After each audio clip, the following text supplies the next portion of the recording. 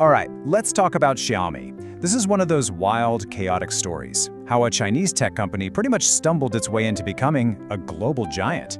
We're talking huge mistakes, viral memes, and how a massive crisis can actually turn into the best business plan you never even thought to write. So here's the big question, right? The paradox at the heart of this whole thing. How in the world can a billion-yen mistake, we're talking hundreds of millions of dollars, actually launch a global empire? It sounds totally impossible, but trust me, the answer is, well, it's pretty fascinating. Okay, so let's set the scene. Picture it. It's 2014. Xiaomi is riding high. I mean, they are on top of the world, or at least on top of China. They're the #1 phone brand there, which is so big that it makes them #3 globally, an absolute powerhouse. But, and this is a big but, they were up against this huge wall of doubt. And that doubt was coming straight from investors. The question was simple, and it was brutal. Sure, you can crush it in China, but can you do it anywhere else? Can that model actually work globally? You can just imagine the pressure. They had to prove they weren't just a one-hit wonder, a local phenomenon. They needed a big, splashy international win, and they needed it fast. So what did they do?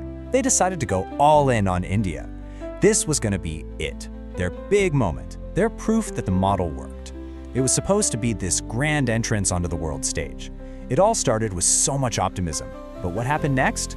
Well, it was a gamble that went spectacularly, epically wrong. 500,000. That number right there, that is pure, unfiltered confidence. The brand new India team was so convinced the Xiaomi 4 was going to be a smash hit that they ordered 500,000 of them. Just think about that. A massive, massive bet. And it was all based on the hype they'd built back home in China. And it was a total flop. That huge bet, it completely blew up in their faces. These phones, the ones that were constantly sold out in China, were just sitting on shelves in India, collecting dust. They had totally misread the market. They figured their online-only flash sale thing would work just like it did at home.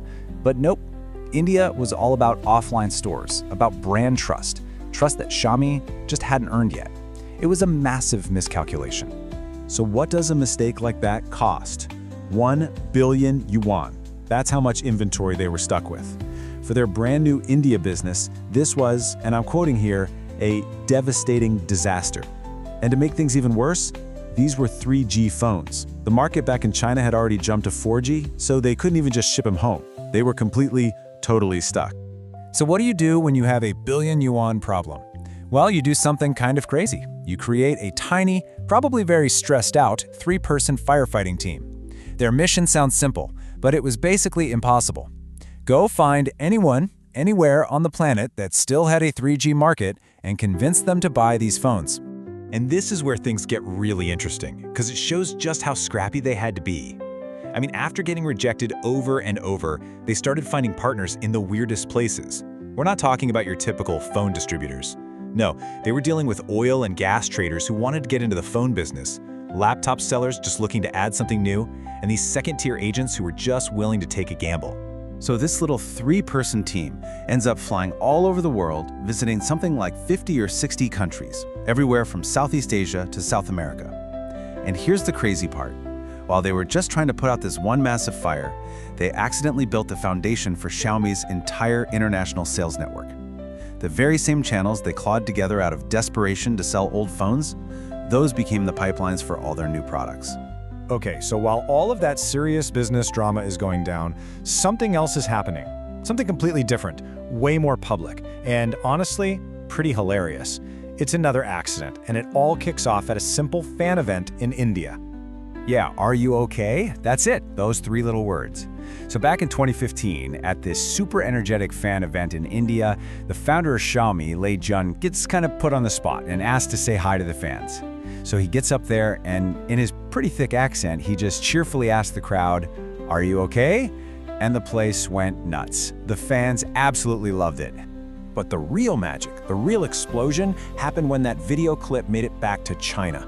It started trending almost instantly. And then a creator on Bilibili, which is like China's YouTube, remixed his speech into this super catchy song. All of a sudden, Lei Jun wasn't just a tech CEO anymore, he was a viral pop star. So you gotta wonder, how did the company react to this? I mean, most big corporations would have freaked out, right? Gone into full damage control mode, trying to scrub the videos from the internet. But Xiaomi, They told their marketing team to just let it go. Lei Jun's whole take on it was simple. Hey, as long as everyone's happy, it's fine. And that reaction, that really human, approachable vibe, just made people love the brand even more. Okay, so let's pause for a second. We've got these two totally separate stories, right? On one side, you have a business mistake that was almost fatal.